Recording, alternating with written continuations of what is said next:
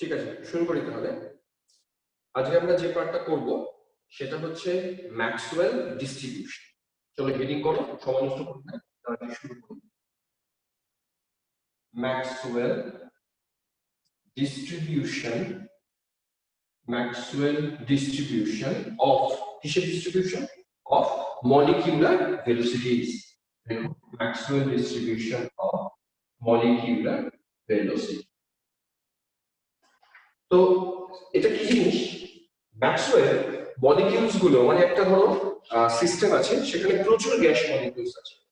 সেই gas molecules গুলোর মধ্যে তাদের ভেলোসিটি ডিস্ট্রিবিউশন কেমন হবে, এই রিলেটেড যে থিওরি দিয়েছিলেন সেটাই ম্যাক্সওয়েলের ডিস্ট্রিবিউশন অফ মলিকুলার ভেলোসিটি।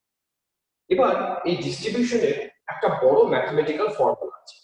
আমরা ম্যাথমেটিক্যাল ফর্মুলাটা জানি না, ওটা আমরা অনার্সে পড়াই। আমরা ওই ফর্মুলা থেকে ম্যাক্সওয়েলের কিছু কনক্লুশন ছিল, সেই কনক্লুশন গুলো দেখব। তো কনক্লুশনটা বোঝার আগে আমি একটা গ্রাফ ড্র করি, ওই গ্রাফটা দেখে আমরা কনক্লুশন গুলো এক এক করে লিখব। তোমরা প্রথম গ্রাফটা ড্র করো। গ্রাফটা এরকম, দেখো গ্রাফটা।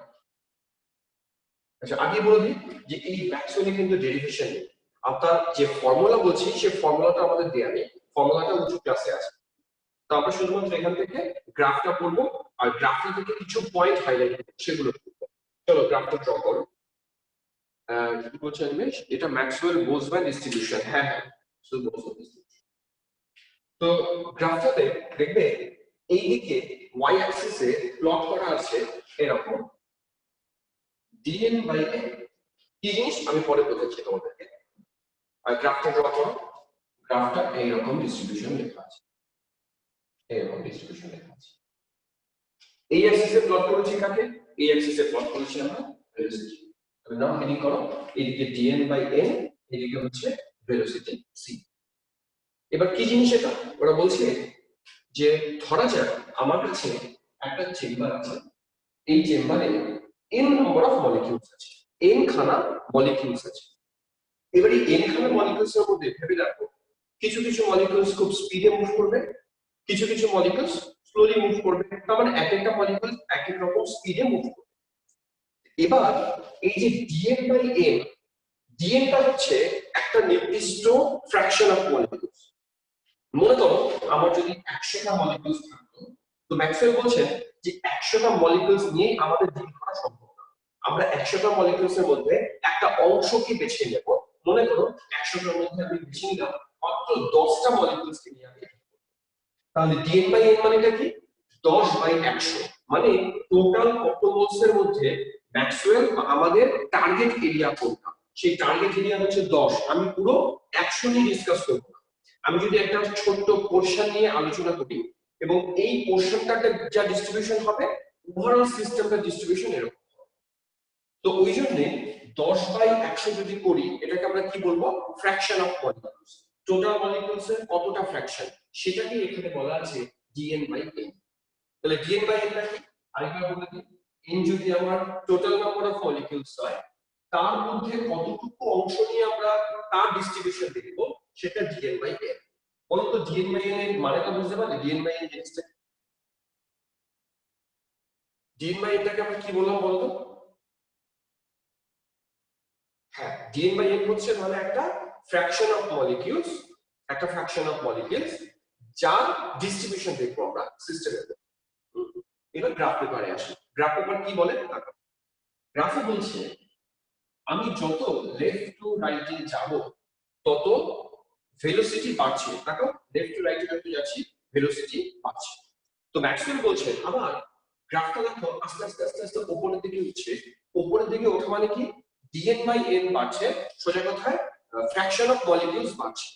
তো ম্যাক্সওয়েলের প্রথম কনট্রিবিউশন, এক নম্বর কনট্রিবিউশন নোট ডাউন করো। কনক্লুশন হচ্ছে এই যে এরিয়া, এই যে এরিয়া আমি স্টার দিলাম, এই জোনটা। আচ্ছা বলো তো, তোমরা উত্তর করবে এই জোনে ভেলোসিটি কম না ভেলোসিটি বেশি? এই জোনটাতে স্টার দেওয়ার জোনে ভেলোসিটি কম না ভেলোসিটি বেশি? চলো অ্যানসার করো। ভেলোসিটি কম। আবার এই জোনে ভেলোসিটি কম, আবার এই জোনে নাম্বার অফ মলিকিউলস বা ফ্র্যাকশন অফ মলিকিউলস বেশি না কম? এই জোনটাতে ফ্র্যাকশন অফ মলিকিউলস বেশি না কম? কম। তার মানে এই জোনে দুটো জিনিসই কম। কি? ভেলোসিটি খুব কম, আবার এই দিকটাতে যদি আমি আসি ফ্র্যাকশন অফ মলিকিউলস খুব কম। তাহলে তোমরা প্রথম পয়েন্টটা লেখো, পয়েন্ট নম্বর 1 কি, যে molecules moving with extremely low velocities are less। তাহলে একটা চেম্বারে যে গ্যাসগুলো আছে তাদের মধ্যে খুব কম ভেলোসিটিতে যে গ্যাস পার্টিকেলস গুলো মুভ করে তাদের সংখ্যা কম। এটা এক নম্বর পয়েন্ট। তাহলে এক নম্বর পয়েন্ট সবাই হাইলাইট করো। এক নম্বর পয়েন্ট লেখো তোমরা যে একটা সিস্টেমে যে গ্যাস মলিকিউলস গুলো আছে তাদের মধ্যে খুব কম ভেলোসিটিতে মুভ করে এরকম পার্টিকেলের সংখ্যা খুবই কম। কেন? এই দেখো dn/n এর ভ্যালুটা কম, ভেলোসিটি কম। তাহলে ফার্স্ট পয়েন্ট ক্লিয়ার হলো। আমরা তিনটে পয়েন্ট হাইলাইট করব এখানে। পয়েন্ট নাম্বার 2, তোমরা এই জোনটার দিকে যাও, এই যে জোনটা স্টার পিচ, এই জোনের দিকে তাকিয়ে বলো এই জোনে কিন্তু ভেলোসিটি এক্সট্রিম হাই। ভালো করে বুঝো, এই জোনটাতে ভেলোসিটি এক্সট্রিম হাই, whereas এই জোনের দিকে আবার তাকাও, ফ্র্যাকশন অফ মলিকিউলস হাই না কম? এই জোনটাতে ফ্র্যাকশন অফ মলিকিউলস খুব বেশি না কম? কম। তাহলে লক্ষ্য করো ফ্র্যাকশন অফ মলিকিউলস খুব কম, হাই ভেলোসিটি। তাহলে 2 নম্বর পয়েন্ট বলতে কি লিখবো আমরা? পুরো লিখে দিয়েছে যে ভেলোসিটি, তাহলে আমরা বলবো যে কেউ যেন কিছু একটা বলছে। হ্যাঁ, কে কি বলছে বলো, আমি শুনি। Molecules moving with extremely high velocity are also less, very less. High ভেলোসিটিতে মুভ করবে তাদের সংখ্যাটাও হবে। তাহলে প্রথম পয়েন্ট, খুব কম ভেলোসিটিতে মুভ করা বা খুব বেশি ভেলোসিটিতে মুভ করা, এই সংখ্যা থাকবে কম। ক্লিয়ার হলো জিনিসটা? এবার নেক্সট পয়েন্ট কি, তোমরা লক্ষ্য করো এই যে গ্রাফটা আস্তে আস্তে বাড়তে এই যে পয়েন্টটা পিক, যেটা পিক পয়েন্ট, পিক পয়েন্টে আমরা বলতে পারি পিক পয়েন্টে সবথেকে বেশি ফ্র্যাকশন অফ মলিকিউলস মুভ করছে, তাই না? পিক মানে কি, যে এই জায়গা ফ্র্যাকশন অফ মলিকিউলসটা হাইয়েস্ট। ম্যাক্সওয়েল বলছে এই পয়েন্টে যদি ভেলোসিটিটাকে আমরা আইডেন্টিফাই করি, এই ভেলোসিটিটাকে আমরা নাম দেব সিএমপি। অর্থাৎ গ্রাফে এই যে ডট ডট ডট ডট দেখালাম এটাকে বলে মোস্ট প্রবাবল ভেলোসিটি। তার মানে গ্রাফ থেকেও আমরা একটা জিনিস পরিষ্কার, মোস্ট প্রবাবল ভেলোসিটি কাকে বলে? যে ভেলোসিটিতে maximum molecules move with that velocity, সেই ভেলোসিটিটা ও মোস্ট প্রবাবল ভেলোসিটি। তাহলে গ্রাফ থেকে আমরা বুঝতে পারলে কোনটা মোস্ট প্রবাবল ভেলোসিটি? হ্যাঁ, অপটিমাম ভেলোসিটি, যাতে ওর maximum fraction of molecules move করে। এখানে আরেকটা পয়েন্ট আমি একটু হাইলাইট করে দিই, অন্য কালার হলে ভালো হতো। যাই হোক, এই যে ডটেড লাইনটা দিয়েছি, আমি আরো দুটো ডটেড লাইন দেখাবো। আগের দিন আমরা কি করেছিলাম মনে করে দেখো, সিএমপি এর একটা ফর্মুলা বলেছিলাম মুখস্থ করবে, ম্যাক্সওয়েল থেকে আসে, আমরা ডেরিভেশনে যাব। এই ফর্মুলাটা কেউ বলো তো, ফর্মুলাটা কি লিখেছিলাম আমরা আগে?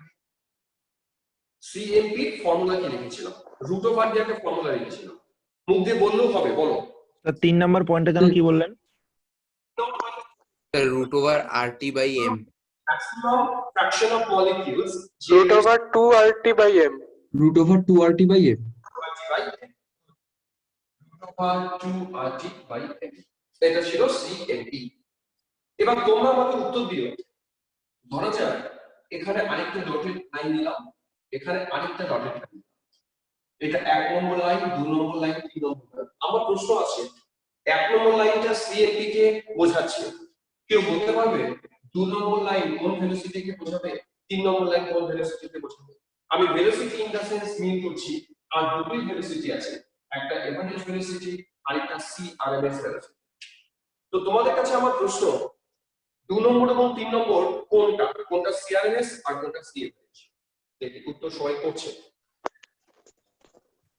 দেখি তোমরা কি উত্তর করো।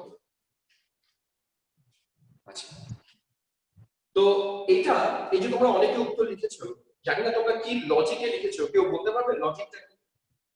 কোনটাকে কি হিসেবে আইডেন্টিফাই করছো, তার লজিকটা কি? চোখে দেখে কি করে বুঝলে যে কোনটা সিআরএমএস আর কোনটা সিএফএস? স্যার ওদিন একটা স্যার রেশিও দিয়েছিলেন যেখানে স্যার সিআরএমএস স্যার একটা রেশিও ছিল, ওই রেশিওটা অনুযায়ী যেটা বড়, সবথেকে বড়, ওইভাবে হচ্ছে গিয়ে সাজানো হিসাবে এটা করা হয়। তো ঠিক আছে, তোমরা লজিকটা ঠিক আছে, আর কথা বলার দরকার নেই। তো তোমরা লজিকটা বুঝে গেছো। আমরা আগের দিন একটা রেশিও দিয়েছিলাম, সেই রেশিও দেখে আমরা বুঝতে পারছিলাম যে কার রেসপেক্টে কার ভ্যালু কম কার ভ্যালু বেশি।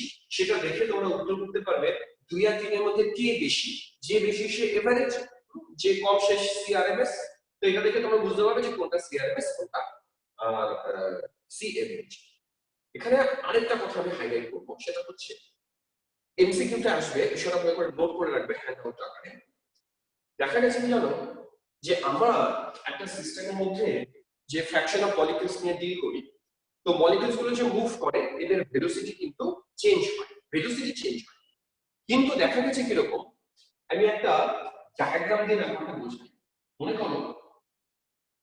করো আমার এই যে সমস্ত জায়গায় আমার গ্যাস মলিকিউলস আছে, সমস্ত জায়গায় আমার গ্যাস মলিকিউলস আছে, আমি সমস্ত রিজিয়ন নিয়ে কিন্তু তার এক্সপেরিমেন্ট করছি না বা তার অবজারভেশন দিচ্ছি না। আমরা কি নিচ্ছি, এর মধ্যে একটা জোন নিয়েছি, জোন। সাপোজ এটা আমার সেই জোন, এই জোনটাই কোন জোনটা, এটা আমার ডিএন পোরশন। যে ডিএন পোরশন নিয়ে এই ডিস্ট্রিবিউশন গুলো ম্যাক্সওয়েল দেখেছে। ম্যাক্সওয়েল কি বললেন, মনে করো এই জোনের একটা পার্টিকুলার ভেলোসিটি আছে, এই জোনে যে মলিকিউলস গুলো মুভ করে তার একটা পার্টিকুলার ভেলোসিটি আছে। আমি ধরে নিলাম সুবিধার জন্য সেই ভেলোসিটিটা সাপোজ 500 সেন্টিমিটার পার সেকেন্ড। এখন এর মানে কিন্তু এই নয় যে 500 সেন্টিমিটার পার সেকেন্ডে সমস্ত মলিকিউলস মুভ করে, এরকম নয়। কিন্তু আমরা এই যে জোন নিয়ে ডিসকাস করছি, এই জোনের মলিকিউলস গুলো 500 সেন্টিমিটার পার সেকেন্ডে মুভ করে, এবং এই জোনে কতগুলো মলিকিউলস আছে, ধরে নিলাম এই জোনে 200টা মলিকিউলস আছে। তাহলে আমি আপাতত কি কনসিডার করলাম, আমি ধরলাম যে এই জোনে 200টা মলিকিউলস আছে এবং এই জোনে যে মলিকিউলস গুলো আছে তাদের average velocity 500 centimetre per second. এবার বাকি যে মলিকিউলস গুলো আছে তাদের ভেলোসিটি কিন্তু বাড়ছে কমছে। নেসেসারি না যে এই জোনের সমস্ত মলিকিউলস গুলো অলওয়েজ 500 সেন্টিমিটারই মুভ করবে। কি হতে পারে, ধরা যাক কোনো কারণে সে টেম্পারেচার হোক বা কলিশন হোক, কোনো একটা কারণে এখান থেকে 5টা মলিকিউলস বেরিয়ে গেল মানেটা কি, তাদের ভেলোসিটি 500 এর উপরে চলে গেল। হতেই পারে। ম্যাক্সওয়েল তখন বলছেন যে এখান থেকে যদি 5টা মলিকিউলস এই জোন থেকে বেরিয়ে যায়, তার মানে ওদের ভেলোসিটি 500 কে এক্সিড করে যায়, তাহলে নাম্বার অফ মলিকিউলস কি হবে, 200 থেকে 5টা কমবে, 195। কিন্তু ম্যাক্সওয়েল বলছেন যে না, এরকমটা হবে না। এর সংখ্যা যখনই 5 কমে গেল, আদার্স যে জোন আছে সেই জোন থেকে আবার সেই 5টা মলিকিউলস নিজের ভেলোসিটিকে বাড়িয়ে এই জোনের মধ্যে ঢুকবে। এই জায়গা থেকে কিছু বুঝতে পারবে কনক্লুশন কি নিলাম। এই এই যে एग्जांपलটা দিলাম আমি, ভেলোসিটি এবং নাম্বার অফ মলিকিউলস যেটা এই জোনের মধ্যে আছে, জোন থেকে বলছি যদি 5টা মলিকিউলস বেরিয়ে যায় উইথ হাই ভেলোসিটি, তাহলে সঙ্গে সঙ্গে কি হবে, অন্য লোয়ার ভেলোসিটি জোন থেকে আবার 5টা মলিকিউলস এই সিস্টেমের মধ্যে ঢুকবে, ঢুকে গিয়ে ফ্র্যাকশন অফ মলিকিউলসটাকে কনস্ট্যান্ট রাখবে। তার মানেটা কি, তার মানে fraction of molecules moving with that velocities এটা অলওয়েজ কনস্ট্যান্ট থাকবে। সেই ইন্ডিভিজুয়াল মলিকিউলস গুলোর ভেলোসিটি বাড়তে পারে কমতে পারে। কথাটা বুঝতে পারলে কিনা বলো, কেউ যদি বুঝতে পারো তাহলে আমাকে লিখতে হবে। মানে স্যার একটা কনস্ট্যান্ট ভেলোসিটিতে মুভ করছে এরকম ফ্র্যাকশন অফ মলিকিউলের সংখ্যা কনস্ট্যান্টই থাকবে। ওই জন্য তোমরা ফ্র্যাকশন নিয়ে ডিল করছো, কিন্তু একটা মলিকিউলস নিয়ে ডিল করে। তোমাকে যদি প্রশ্ন করতো যে একটা মলিকিউলসের ভেলোসিটি কি অলওয়েজ কনস্ট্যান্ট থাকবে, তখন উত্তর হবে না। একটা মলিকিউলসের ভেলোসিটি কখনো কনস্ট্যান্ট থাকতে পারে না, বিভিন্ন সময় বিভিন্ন ভেলোসিটিতে মুভ করবে। কিন্তু একটা জোন যদি কনসিডার করি, ফ্র্যাকশন অফ মলিকিউলস মানে অ্যাজ এ হোল বাল্কের ভেলোসিটি অলওয়েজ কনস্ট্যান্ট থাকবে। ইন্ডিভিজুয়াল কম্পোনেন্টের ভেলোসিটি কনস্ট্যান্ট থাকবে না, কিন্তু অ্যাজ এ হোল বাল্ক তার ভেলোসিটিটা কনস্ট্যান্ট। এটা ম্যাক্সওয়েলের ডিস্ট্রিবিউশনে কিন্তু একটা ভীষণ ইম্পর্টেন্ট পয়েন্ট। তাহলে আমরা মোটামুটি 4টা-5টা পয়েন্ট ম্যাক্সওয়েল থেকে ডিসকাস করে দিয়েছি। এবার এটা যদি ক্লিয়ার হয়ে থাকে তাহলে এটা বুঝবো মুছে যাবে কোন একটা গ্রাফ ড্র করব। এটা খুব বুঝতে পারছো, যদি হয়ে গিয়ে থাকে তাহলে বলা মুছে।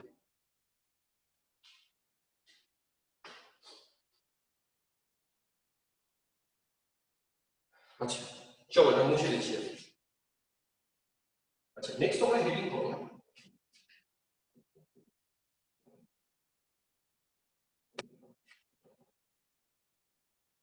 আচ্ছা নেক্সট আমরা যেটা করব এখন সেটা হচ্ছে আরেকটা গ্রাফ ড্র করবো। এবার এই গ্রাফটা তন্ময় বলছে কনস্ট্যান্ট কেন থাকবে। আসলে কি তন্ময়, আমরা যদি ম্যাক্সওয়েলের ডিস্ট্রিবিউশনের ডেরিভেশনটা করতে পারতাম, সেই ডেরিভেশনটা দেখলে বুঝতে পারতাম যে কেন ওই ফ্র্যাকশনটা অলওয়েজ কনস্ট্যান্ট থাকে। তো যদি আমাদের প্রয়োজন হয় আমি একটা পিডিএফ পাঠিয়ে দেবো, যদিও কষ্ট হবে বুঝতে, সেখানে আরো পরিষ্কার করে লেখা আছে, তাহলে ক্লিয়ার হয়ে যাবে আরো। তো এখন ওই ডেরিভেশনে যাচ্ছি না, ওটা প্রবলেম হবে, মানে অনেক সময় নেবে অ্যাকচুয়ালি ডেরিভেশনে যেতে গেলে। আমার কাছে এরকম পিডিএফ আছে যেটা চাইলে তোমরা পাঠিয়ে দিতে পারো, আরো ভালো বুঝতে পারবে না। চলো এবার নেক্সট যাই। এবার কি করছি আমরা, তোমরা লক্ষ্য করো এই ইকুয়েশন। বলতো এই ইকুয়েশন কি বলে, এম এর সাথে সিএমপি কিভাবে রিলেটেড? যদি higher molecular weight gas inversely এরকম হবে, অনিমেষ বলছে ইনভার্স, ঠিক ইনভার্স। বাংলায় বলে ব্যস্তানুপাতিক বলবো, ইনভার্সলি রিলেটেড বলবো। এখন ধরা যাক আমি তিনটে গ্রাফ ড্র করবো, হ্যাঁ তিনটে, টাকা তোমরা গ্রাফ ড্র করবে। এইদিকে যথারীতি ডিএন বাই এন প্লট করা আছে, এইদিকে যথারীতি ভেলোসিটি প্লট করা আছে। দেখো গ্রাফটা কিরকম ড্র করছি, তিনটে গ্রাফ, এই একটা, এই একটা, এই একটা। এবং আমি বলে দিলাম ইনভার্সলি রিলেটেড টু রুট, এবং বলে দিলাম যে এই গ্রাফটা যে গ্যাস মলিকিউলস গুলো তার মলিকুলার ওয়েট m1, এই গ্রাফটার মলিকুলার ওয়েট m2, এই গ্রাফটার মলিকুলার ওয়েট m3। আমার প্রশ্ন তোমাদের কাছে, m1, m2, m3 এদের মধ্যে রিলেশনটা কি রকম, মানে কে বড় কে ছোট? চলো অ্যানসার করো। m1, m2, m3 এদের মধ্যে বড় কে ছোট কে? স্বয়ং বলছে m3 বিগেস্ট। আচ্ছা চলো বাকি অ্যানসার করো। সবাই বলছে m3 বড়, m1 গৌরব বলছে m1 তাই বড়, m3 বড়। তুমি লক্ষ্য করো, আমি যদি m3 ক্ষেত্রে যাই, m3 ক্ষেত্রে কোন ভ্যালুটা সিএমপি? তাকিয়ে দেখো m3 ক্ষেত্রে কোন ভ্যালুটা সিএমপি? এই ভ্যালুটা m3 ক্ষেত্রে সিএমপি।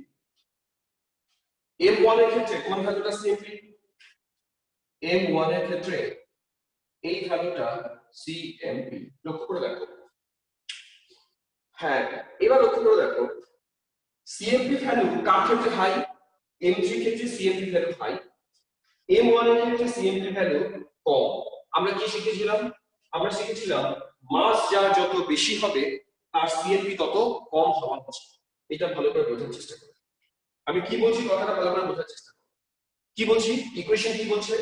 এম যার যত বড় তার সিএমপি তত কম। আমার এই গ্রাফ কি বলে, এই জায়গার এমপি দেখো কত বড়, যত এদিকে যাব তত তো ভেলোসিটি বাড়বে।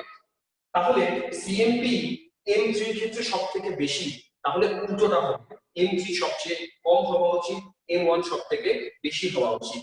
তার মানে আমার অ্যানসার এটা হওয়া উচিত। এটা কিন্তু এমসিকিউতে আসে। তাহলে যার মাস যত বেশি, এখান থেকে এবার লজিকটা শোনো।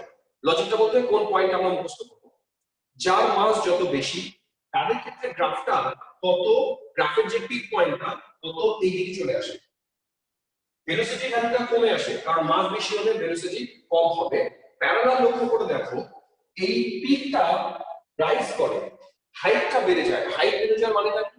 মানেটা হচ্ছে তাকাও, এই জিনিসটার value high, fraction of molecules high.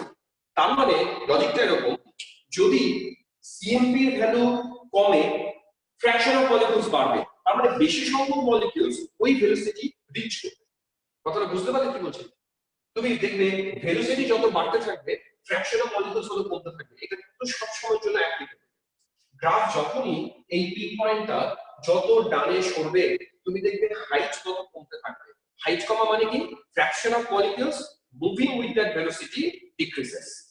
এটা কেন হয়? কারণ হাই ভেলোসিটি কিন্তু সবাই রিচ করতে পারে, ওই জন্য ফ্র্যাকশন অফ মলিকিউলস গুলো কমে যায় যখন মলিকিউলস গুলো হাই ভেলোসিটিতে মুভ করে। এই গ্রাফটা বুঝতে পারলে কিনা বলো, খুব ইম্পর্টেন্ট গ্রাফ।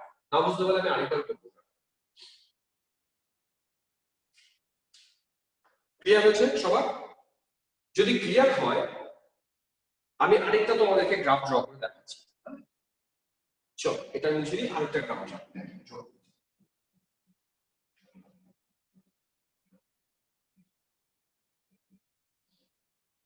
ধরা যাক তোমরা অ্যান্সার করবে সি প্লট করছি, একই রকম ভাবে ডিএন বাই এন প্লট করছি, আবার তিনটে ড্রপ ড্রপ 1 2 3। এবার মলিকুলার ওয়েট সেম রেখেছি, একই gas N constant same gas, কিন্তু এই এক্সপেরিমেন্ট T1 টেম্পারেচারে, এটা T2 টেম্পারেচারে, এটা T3 টেম্পারেচারে। এবার তোমাদের কাছে আমার প্রশ্ন, T1 T2 T3 এদের মধ্যে রিলেশন কেমন আছে? চলে আসা অংশিতা বলছে T3 বেশি, ওকে অংশিতা, বাকিরা বলুন। কৌলিক বলছে টি, আচ্ছা অর্কদীপ বলছে T3 T2 তারপরে T1। তাহলে যেটা আমি দেখছি বেশিরভাগ ছাত্ররাই উত্তর করছে এটা T3 greater than T2 greater than T1। ঠিক আছে, ঋত্বিকা বলছে T3 বেশি। তাহলে তোমরা বুঝে গেছো সবাই, যে কোনো একজন মাইক্রোফোন অন করো, যে কোনো একজন মাইক্রোফোন অন করো, যে কোনো একজন মাইক্রোফোন অন করে আমাকে বলো তো যে লজিকটা কি? Directly proportional to the CMP, most probable velocity. নিমেষ, ঠিক। তো লজিকটা নিমেষ বলেই দিল। এই ইকুয়েশনের দিকে তাকাও, ইকুয়েশন সব কথা বলে, কি বলে? টি সিএমপি, টি বাড়লে সিএমপি বাড়ে। তোমরা তাকিয়ে দেখো এই যে টেম্পারেচারটা T3, T3 তে যদি সিএমপি ভ্যালুকে দেখো, দেখেছো T3 সিএমপি গুলো কত বেশি, এত বড় সিএমপি। T2 সিএমপি কমে গেছে, T1 এর সিএমপি আরো কমে গেছে। এবং আগের লজিকটা লক্ষ্য করো, সিএমপি ভ্যালু যত কমছে তত পিক কিন্তু উপরের দিকে উঠছে। আবার বলি, পিক উপরের দিকে ওঠা এর মানেটা কি? টেম্পারেচার কমার সঙ্গে সঙ্গে পিকটা উপরের দিকে উঠলো, এর কি মানে? কেউ এর মানে বলতে পারবে? So fraction of molecules increase. CMP কমলো। হ্যাঁ, তোমরা বলো যে সিএমপি কমলো কিন্তু পিক উপরের দিকে উঠলো, মানে ফ্র্যাকশন অফ মলিকিউলস ইনক্রিজ করে। তার মানে আগে যে ফ্র্যাকশন অফ মলিকিউলস এই ভেলোসিটিতে মুভ করতো, তার চেয়ে বেশি মলিকিউলস এই ভেলোসিটিতে মুভ করে। তার মানে অলওয়েজ তোমরা মাথায় রাখবে, টেম্পারেচার যদি ডিক্রিজ করে তাহলে ভেলোসিটি ডিক্রিজ করছে এবং ফ্র্যাকশন অফ মলিকিউলস কিন্তু ইনক্রিজ করছে উইথ দ্যাট ভেলোসিটি। এই মোটামুটি ভাবে ম্যাক্সওয়েলের ডিস্ট্রিবিউশন। তো তোমাদের মোটামুটি ক্লিয়ার হলো ম্যাক্সওয়েলটা? দেখো তো পারবে ম্যাক্সওয়েল থেকে প্রশ্ন এলে? আচ্ছা, ওরা বলছে ম্যাক্সওয়েল থেকে এলে আমরা পারবো। আচ্ছা ঠিক আছে, শুধু এই গ্রাফটা কেন, ম্যাক্সওয়েল থেকে অনেক প্রশ্ন আসতে পারে, গ্রাফ থেকে বেশি প্রশ্ন আসে ম্যাক্সওয়েল থেকে। হ্যাঁ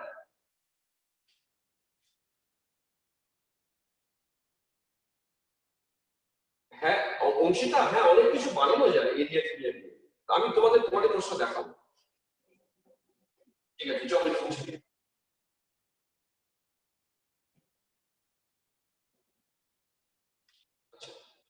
নেক্সট চলে যাই, আমরা লাস্ট দিন পিভি ইকুয়ালস টু এআরটি ইকুয়েশনটা ডিরাইভ করেছিলাম। এটাকে নাম দিয়েছিলাম কি? একে বলা হয়েছিল আইডিয়াল গ্যাস ইকুয়েশন। তো আজকে আমরা দেখব যে এই যে আইডিয়াল গ্যাস ইকুয়েশন, এই আইডিয়াল গ্যাস ইকুয়েশন থেকে যদি আমরা বয়েস লগ দেখে যেতাম, পিভি ভার্সেস পি এই প্লটটা করি, সে পিভি ভার্সেস পিও করতে পারি, পিভি ভার্সেস ভিও করতে পারি। বলো গ্রাফটা কেমন হবে, গ্রাফের নেচারটা কেমন হবে? So straight line parallel to the p-axis. So parallel to the x-axis. এটা কখন হবে? যদি এটা আইডিয়াল গ্যাস হয়। তাহলে লিখে রাখি এটা ট্রু ফর আইডিয়াল গ্যাস। এখন সায়েন্টিস্টরা তো এক্সপেরিমেন্ট করছে, করে দেখেছে। অ্যামাগা বলে একজন আছেন, হ্যাঁ অনেকে করেছেন, অ্যামাগাস, অ্যান্ড্রিউস, এরকম অনেকে আছেন। অ্যামাগাস দেখেছে যদি আমরা প্র্যাকটিক্যালি কোন একটা গ্যাস নিই, সাপোজ মিথেন গ্যাস নিলাম, সাপোজ মিথেন নিলাম বা নাইট্রোজেন নিলাম, প্র্যাকটিক্যালি যে গ্যাসগুলো হয় সেই গ্যাসগুলোর ক্ষেত্রে যদি আমরা পিভি ভার্সেস পি প্লট করি, দেখেছি এরকম প্যারালাল যায় না। গ্রাফগুলো কিরকম যায়? গ্রাফগুলো এরকম যায়, কিছু কিছু ক্ষেত্রে এরকম যায়, কিছু কিছু ক্ষেত্রে এরকম। এই যে নেচারটা, এই নেচার গুলোকে বলে, যেখানে লিখেছে অ্যামাগাস কার্ভ। অ্যামাগাস কার্ভ, বাংলায় বলি অ্যামাগা লেখচিত্র। তোমরা লিখে নাও অ্যামাগা, অ্যামাগাস কার্ভ। তাহলে অ্যামাগাস কার্ভটা অ্যাকচুয়ালি কি? এটা একটা গ্যাস যে আইডিয়াল বিহেভিয়ার দেখায় না বা ডিভিয়েশন ফ্রম আইডিয়ালিটি, সেটা বোঝানোর জন্য পিভি ভার্সেস পি প্লট করা আছে বিভিন্ন প্র্যাকটিক্যাল কিছু গ্যাসের ক্ষেত্রে। এই গ্রাফগুলোকে বলে অ্যামাগাস কার্ভ। নেসেসারি না কিন্তু যে সবার ক্ষেত্রে গ্রাফগুলো একই রকমই হবে। আমি এই যে গ্রাফটা ড্র করেছি, এটা মেইনলি মিথেন, নাইট্রোজেন, রিয়েল যে গ্যাসগুলো হয় তারা এরকম নেচার ফ্লো করে। কোন কোন ক্ষেত্রে হয়তো গ্রাফটা কারো ক্ষেত্রে হয়তো এরকম হলো, কারো ক্ষেত্রে হয়তো এরকম হলো, এরকম হতে পারে। আবার কিছু কিছু গ্যাস ক্ষেত্রে এরকম দাঁড়ায়, তার মানে কোনো এরকম লো কার্ভ নেই, সবসময় এরকম ভাবে ইনক্রিজ করে গেছে। এটা জেনারেলি দেখা যায় হাইড্রোজেন এবং হিলিয়াম। তো গ্রাফটা অ্যামাগাস কার্ভ। এবার এই গ্রাফটা কেন আমরা এরকম পাই তার এক্সপ্লেনেশন আমাদেরকে দিতে হবে, সেটা আমরা একটু পরে আসছি। এবার এই গ্রাফটাকে এক্সপ্লেইন করতে হবে যে এর মানেগুলো কিরকম। তারপর আমি প্রথম পিভি ভার্সেস পি প্লট করেছিলাম। তো আইডিয়ালি এরকম হওয়ার কথা, প্যারালাল যাওয়ার কথা, কিন্তু প্র্যাকটিক্যালি এরকম হয়েছে। এর মানেটা কি? এর মানেটা হচ্ছে গ্রাফকে যদি আমি এক্সপ্লেইন করি নেচারটা, মানেটা এরকম থাকবে যে প্রথম দিকে এটা তো অরিজিন, তার মানে এই যে জোনটা, এই জোনের দিকে, এই জোনের দিকে আমরা বলবো প্রেসার খুব কম থাকে। যত এইভাবে আমরা ডানে যেতে থাকি প্রেসার আস্তে আস্তে বাড়তে থাকে। তোমরা দেখো এই লো প্রেসার জোনে যখন গ্যাসটাকে রাখা হয়, তখন ধীরে ধীরে ধীরে যদি প্রেসার বাড়ায় তাহলে পিভির মান ধীরে ধীরে ধীরে ধীরে দেখো কমতে থাকে। কমতে কমতে কমতে একটা সর্বনিম্ন মানে পৌঁছায়, লোয়েস্ট ভ্যালুতে পৌঁছায়। লোয়েস্ট ভ্যালুতে পৌঁছানোর পরে তারপরে যথারীতি যদি তুমি পি কে বাড়াও তাহলে পিভির মানটা আস্তে আস্তে আস্তে আস্তে বাড়বে। কিন্তু কখনোই কিন্তু এরকম প্যারালাল যায়। আবার আমরা হাইড্রোজেন এবং হিলিয়ামের ক্ষেত্রে গ্রাফটা কেমন দেখলাম? ওদের ক্ষেত্রে এরকম কমার কোনো প্রশ্ন নেই, ওদের ক্ষেত্রে সবসময় এরকম ভাবে ইনক্রিজ করে গেছে। এই হলো তোমার গ্রাফগুলো নেচার। এবার এখানে একটা কথা আমি হাইলাইট করব। ধরা যাক আমি হাইড্রোজেন হিলিয়ামকে বাদ দিলাম। ধরা যাক তোমরা এই গ্রাফটা দেখে থাকো, আমি ধরে নিলাম এই গ্রাফটা কার করা, আমি ধরে নিলাম এই গ্রাফটা নাইট্রোজেনের, সাপোজ নাইট্রোজেনের জন্য গ্রাফ। এবং এই গ্রাফটা যে টেম্পারেচারে আমরা করেছি, আমি ধরে নিলাম সেই টেম্পারেচারটা -75 ডিগ্রি। তো -75 ডিগ্রি সি তে আমরা এরকম একটা নেচার পেয়েছি। কথা বুঝতে পারলে? এবার যদি টেম্পারেচারকে আমরা আরেকটু বাড়াই, সাপোজ -25 ডিগ্রি সি তে এবার, তো দেখেছে ওরা গ্রাফের নেচার কিন্তু এরকম থাকে, গ্রাফের নেচার পাল্টে গেছে। আমি 25 ডিগ্রি সি তে যদি গ্রাফের নেচারটা ড্র করি, দেখবো গ্রাফের নেচারটা ঠিক এইরকম টাইপের গ্রাফের নেচার। তার মানে কি দাঁড়ালো? টেম্পারেচারকে আমরা ইনক্রিজ করেছি, দেখেছি এই যে লোয়ার পয়েন্টটা খানিকটা উপরের দিকে উঠে গেছে। আমরা যদি টেম্পারেচারকে আরো বাড়াই, পরপর কয়েকটা গ্রাফ আমাদের ড্র করবো। ধরা যাক টেম্পারেচার এবার 50 ডিগ্রি সি তে নিয়ে চলে গেছে। আমরা কি দেখলাম? দেখলাম এই লো পয়েন্টটাই নেই, গ্রাফটা এরকম ভাবে বেড়ে গেছে। তার মানে নেসেসারি না যে সবার ক্ষেত্রে সবসময়ের জন্য একটা গ্যাস একই রকম নেচারের গ্রাফ দেবে, এরকমটা নয়। এই গ্রাফের নেচারগুলো কিন্তু পাল্টায় টেম্পারেচার চেঞ্জের সঙ্গে সঙ্গে। এরকম ভাবে তোমরা লক্ষ্য করো, টেম্পারেচার বাড়াতে বাড়াতে আমরা যদি এমন টেম্পারেচার পাই যে টেম্পারেচারে এই গ্রাফগুলো অনেকটা আইডিয়ালি যে বিহেভিয়ার দেখায়, সেই বিহেভিয়ার যদি দেখায়, সেই টেম্পারেচারকে আমরা বলবো ওই গ্যাসটা বয়েল টেম্পারেচার, রিপ্রেজেন্ট করব টিই। খুব ইম্পর্টেন্ট। তাহলে বয়েল টেম্পারেচার কাকে বলে? এখান থেকে বয়েল টেম্পারেচারের ডেফিনিশন তোমাদেরকে দিতে হবে। বা যদি খুব সহজ কথায় বলি, কাকে বলে জানো বয়েল টেম্পারেচার? বয়েল টেম্পারেচার এমন টেম্পারেচার যে টেম্পারেচারে একটা রিয়েল গ্যাস আইডিয়াল গ্যাসের মতো বিহেভিয়ার দেখায়, সেই টেম্পারেচারটা বয়েল টেম্পারেচার। যদি গ্রাফে বলি, গ্রাফে আমরা রিয়েল গ্যাসের ক্ষেত্রে কেমন হয় গ্রাফগুলো? এরকম হয়, এরকম হয়, এরকম হয়। কিন্তু টেম্পারেচার যদি তুমি বাড়াতে থাকো, দেখবে এই পয়েন্টগুলো আস্তে আস্তে উপর দিকে উঠতে থাকে। উঠতে উঠতে যখন অলমোস্ট প্যারালাল যায়, ওই টেম্পারেচারটা হচ্ছে বয়েল টেম্পারেচার। তাহলে বলো তো বয়েল টেম্পারেচার কাকে বলে? আমি গ্রাফ দিয়ে এই কারণে এক্সপ্লেন করলাম, মনে করো কেউ কিছু বলতে চাইছিলে, বলো মানে বলো। Temperature where ideal where the ideal gas acts ideal gas. ঠিক আছে, মোটামুটি এরা বলেছে যে বয়েল টেম্পারেচার সেই টেম্পারেচার যে টেম্পারেচার একটা কি বলবো রিয়েল গ্যাস আইডিয়াল গ্যাসের মতো বিহেভিয়ার।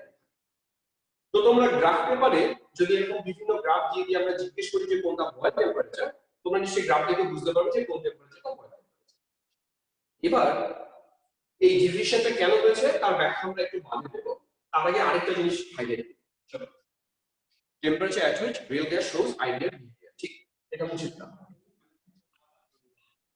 ও স্যার, এটা তো অনেক উচ্চ উষ্ণতা হবে। হ্যাঁ, বয়েল টেম্পারেচার তো হাই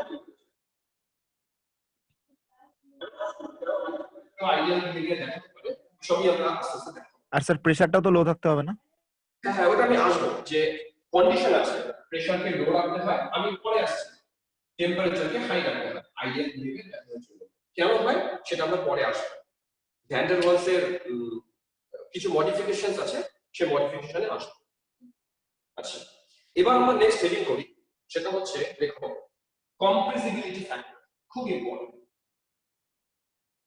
কম্প্রেসিবিলিটি ফ্যাক্টর এটা কি জিনিস সেটা বলতেছি। তো আমি এর সিগনিফিকেন্স সহকারে বোঝাবো। কম্প্রেসিবিলিটি ফ্যাক্টর মানে দেখা গেছে কি জানো যে আমরা আইডিয়াল গ্যাসের ক্ষেত্রে কি জানি, PV ইকুয়ালস টু এনার্জি। তো যেহেতু গ্যাসটা আইডিয়াল, তাহলে PV এনার্জি ইকুয়াল হবে। দেখা গেছে কি যদি গ্যাসটা রিয়েল হয় তাহলে বলতো PV ইকুয়ালস টু এনার্জি হওয়া উচিত না হওয়া উচিত না? যদি গ্যাসটা রিয়েল হওয়া উচিত না, তার মানে আমরা বলবো রিয়েল গ্যাসের ক্ষেত্রে PV ইকুয়ালস টু এনার্জি এটা না, নট ইকুয়ালস টু লেখা উচিত। PV not equals to energy. Clear হলো কথাটা? তো লেখা বোঝা যাচ্ছে না? আচ্ছা, তার মানে কি নেট স্লো হয়ে গেল? এই একটু কনফার্ম করো তো, বোর্ডে লেখা দেখা যাচ্ছে কিনা? স্যার যাচ্ছে স্যার। দেখা যাচ্ছে স্যার। দেখা যাচ্ছে? আচ্ছা, ঠিক আছে, ওকে। তাহলে তাকাও কি বলছি, এটা তোমার রিয়েল গ্যাসের ক্ষেত্রে, সরি এটা তোমার আইডিয়াল গ্যাসের ক্ষেত্রে PV equals to energy, real গ্যাসের ক্ষেত্রে PV not equals to energy. তাহলে আমি PV ইকুয়ালস টু যদি সত্যি ইকুয়াল করতে চাই, তাহলে আমাকে একটা এক্সট্রা ফ্যাক্টর দিতে হবে। এক্সট্রা ফ্যাক্টরটাকে আমরা ধরলাম Z। কথাটা বুঝতে পারলে কোনটাকে আমি Z বললাম? রিয়েল গ্যাসের ক্ষেত্রে PV not equals to energy, তাহলে PV কে যদি জোর করে এনার্জির সাথে ইকুয়াল করতে চাই, আমি এখানে একটা ফ্যাক্টর যোগ করলাম, ফ্যাক্টরটা হচ্ছে Z। ক্লিয়ার? এইবার তাহলে তাকাও, Z ইকুয়ালস টু কি লিখতে পারি এখান থেকে? Z ইকুয়ালস টু লিখতে পারি PV বাই nRT। আর এর জন্য যেহেতু দুটো ইকুয়াল, এর জন্য যদি আমরা এখানে মনে মনে তাহলে এক ধরি, এক ধরলে তো অসুবিধা নেই, তাহলে এখান থেকে আমরা বলতে পারি এক মানে PV বাই nRT, সেটা ইকুয়ালস টু Z। তার মানে এখান থেকে একটা জিনিস পরিষ্কার যে Z হচ্ছে সেই সংখ্যা যে সংখ্যাটা আইডিয়াল গ্যাসের ক্ষেত্রে ছিল না, মানে 1। আর এই জেডটাই সিগনিফিক্যান্ট হয়ে যাবে in case of real gas. তাহলে তোমরা এখান থেকে একটা জিনিস বলো যে z ইকুয়ালস টু 1 কোন ক্ষেত্রে? এটা ফর আইডিয়াল গ্যাস। আর রিয়েল গ্যাসের ক্ষেত্রে কিন্তু z ইকুয়ালস টু 1 হবে না। কেন হবে না আমি বলছি, আপাতত এইটুকু নোট ডাউন করো, তারপর বলছি। এটুকু লেখা হয়ে গেলে আমাকে ডান বলো, তারপর বলছি।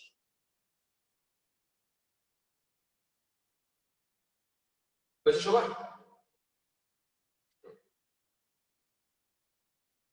এবার দেখা গেছে যদি আমাদের প্রেসার হাই হয়, হাই প্রেসারে কি দাঁড়ায়? হাই প্রেসারে PV এর ভ্যালু রিয়েল গ্যাসের ক্ষেত্রে যা তা আইডিয়াল গ্যাসের ক্ষেত্রে তার চেয়ে বেশি হয় হাই প্রেসারে। আবার যদি প্রেসারটা লো হয়, লো প্রেসারে PV এর ভ্যালু আইডিয়াল গ্যাসের ক্ষেত্রে যা হয় রিয়েল গ্যাসের ক্ষেত্রে তার চেয়ে কম হয়। তার মানে PV এর ভ্যালু ডিপেন্ড করে হাই প্রেসারে একরকম, লো প্রেসারে একরকম। এবার আমরা এই যে এখানে এই যে ফ্যাক্টরটা লিখেছি না Z, এই ফ্যাক্টরটাই হচ্ছে এই নাম কম্প্রেসিবিলিটি ফ্যাক্টর। এর নাম কেন কম্প্রেসিবিলিটি দিয়েছে? কারণ এই ভ্যালু থেকে আমরা বুঝতে পারি যে গ্যাসটা কতটা কম্প্রেসেবল, মানে গ্যাসটাকে কতটা কম্প্রেস করা যাবে। আর একটু আগে কি বললাম, এই জেড আইডিয়াল গ্যাসের ক্ষেত্রে কত হবে, 1 হবে। দেখা গেছে যে আইডিয়াল গ্যাসের ক্ষেত্রে 1 হলেও এই জেড এর ভ্যালু রিয়াল গ্যাসের ক্ষেত্রে কিন্তু 1 হবে না। ও 1 এর চেয়ে বেশি হতে পারে বা ও 1 এর চেয়ে কম হতে পারে। কারণটা কি বুঝতেই পারছো, যে পিভি যদি বেশি হয়ে যায়, পিভি কখন বেশি হয়, হাই প্রেসারে, তখন জেড হবে গ্রেটার দ্যান 1। পিভি যদি কম হয়ে যায়, কম কখন হবে, লো প্রেসারে, তাহলে জেড হবে লেস দ্যান। ওই জন্য এই দুটো ভ্যালু রিয়াল গ্যাসের ক্ষেত্রে প্রেডিক্ট করা হচ্ছে। তার মানে রিয়াল গ্যাসের ক্ষেত্রে আমরা জেড এর দুটো রকম ভ্যালু পেতে পারি, আইদার জেড গ্রেটার দ্যান 1 হতে পারে বা জেড লেস দ্যান 1 হতে পারে। চলো এই জায়গাটা লিখে নাও সবাই, তারপর আসছি। লেখা হলে ডান হবে, হ্যাঁ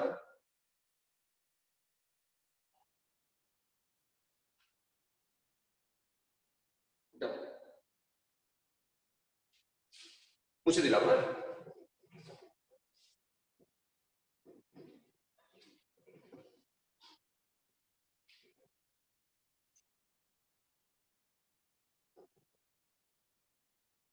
আচ্ছা, এবার তোমরা দেখবে কি বইটা খুলবে, বইটা খুলে এই জেড দিয়ে না কয়েকটা ছোট ছোট গ্রাফ ড্র করা আছে। তো z equals to 1 সামারি করে দিই, z equals to 1 এটা আইডিয়াল গ্যাসের ক্ষেত্রে, আর z গ্রেটার দ্যান 1 হতে পারে, z লেস দ্যান 1 হতে পারে। এটা হবে কাদের ক্ষেত্রে, এটা হবে রিয়াল গ্যাসের ক্ষেত্রে। বই খুলে দেখবে, বই খুলে না z এর কিছু গ্রাফ ড্র করা আছে এরকম। এখন আমি আর এগুলোতে যাচ্ছি না, তোমরা বই খুলে বইটা পেয়ে যাবে এবং অসুবিধা হবে না। তো আমি এবার সোজাসুজি চলে যাবো, কারণ অনেকটা টাইম হবে, 7:30, ঠিক আছে টাইম আছে। এবার আমি যেটা করবো সেটা এই যে আমরা ডিভিয়েশন পেলাম বললাম না রিয়াল গ্যাসের ক্ষেত্রে, এই ডিভিয়েশনটা কেন পেলাম এবং তার রেকটিফিকেশন কিভাবে হয়েছিল সেই জায়গাগুলো এখন আমরা হাইলাইট করব।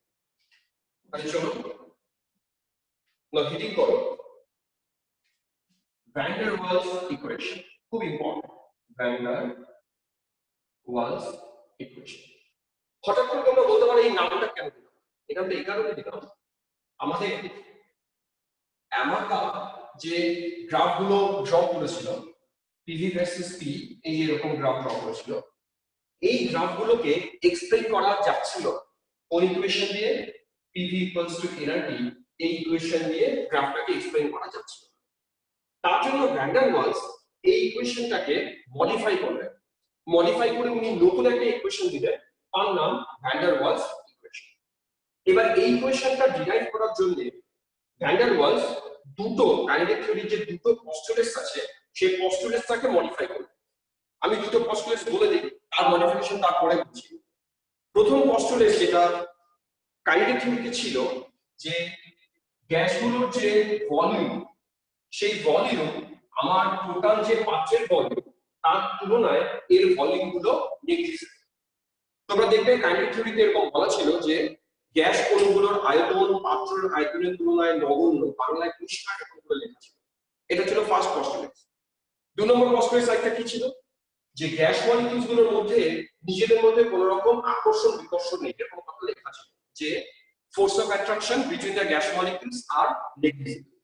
এই যে দুটো পয়েন্ট ছিল, এই দুটো পয়েন্টকে ভ্যান ডার ওয়ালস মডিফাই করেছে এবং মডিফিকেশন আমি দেখাচ্ছি। তার আগে আরেকবার রিপিট করি কোন দুটো পয়েন্টের কথা বলছি। দুটো পয়েন্টের মধ্যে একটা বলেছি যে ভলিউম নিয়ে যে কথাটা বলা আছে সেটা ড্রব্যাকস আছে, কি ড্রব্যাকস বলছি। আরেকটা বলা আছে গ্যাস মলিকিউলস গুলোর মধ্যে কোনো ফোর্স অফ অ্যাট্রাকশন নেই। এবার আমি প্রথম মডিফিকেশনটাতে আসি, তোমরা লেখো ফার্স্ট মডিফিকেশন, লেখো ভলিউম কারেকশন, এইভাবে হেডিং করো volume correction, volume and intramolecular forces. হ্যাঁ চলো প্রথমে হেডিং করো ভলিউম কারেকশন। দেখো ভলিউম কারেকশন থেকে ধরা যাক আমার এই একটা গ্যাস চেম্বার আছে, এই যে পাত্রটা, এই পাত্রটার টোটাল ভলিউম কত V, এবং এর ভিতরে কিছু গ্যাস পার্টিকেলস রাখা আছে। যদি এই ভিটা এক্সট্রিমলি হাই হয় তাহলে এটা ট্রু, ভি যদি এক্সট্রিমলি হাই হয় তাহলে ওর পাত্রটা যা টোটাল ভলিউম তার তুলনায় গ্যাসের ভলিউম গুলো নেগলিজেবল হবে। কিন্তু এই ভি যদি এক্সট্রিম হাই না হয়ে ভি যদি কম হয় তখন কি হবে? কি বলছি কথাটা বুঝতে পারলে? ভি যদি এক্সট্রিম হাই না হয়ে ভি যদি কম হয়, বা কথাটা উল্টো করে বলি, তোমরা এখানে আমার সামনে বসে থাকলে ব্যাপারটা বোঝাতে সুবিধা হতো। মনে করো একটা উদাহরণ দিই, তোমরা তো ঘরে বসে আছো সবাই, এবার ঘরে ফার্নিচার আছে, নিজেরা ফিল করো তো সেই ফার্নিচার গুলো যে জায়গা দখল করে আছে, তুমি ঘরে মুভমেন্টের জন্য সেই জায়গাগুলো পাবে মুভ করতে? আমি জানি না কতটা বুঝতে পারবে। আমি বলছি যে হ্যাঁ স্যার, পাবো না।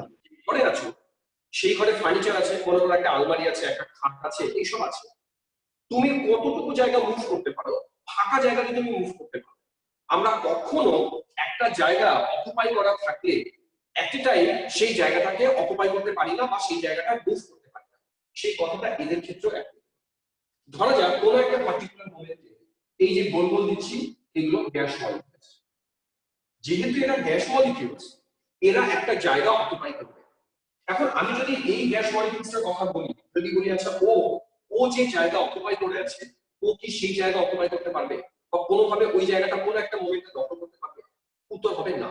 এরকম ভাবে প্রচুর গ্যাস মলিকিউলস আছে, ওরা যে ভলিউমটা অকুপাই করেছে, কোন একটা গ্যাস মলিকিউলস ওই ভলিউমটা ওই পয়েন্টে কখনো অকুপাই করতে পারবে না।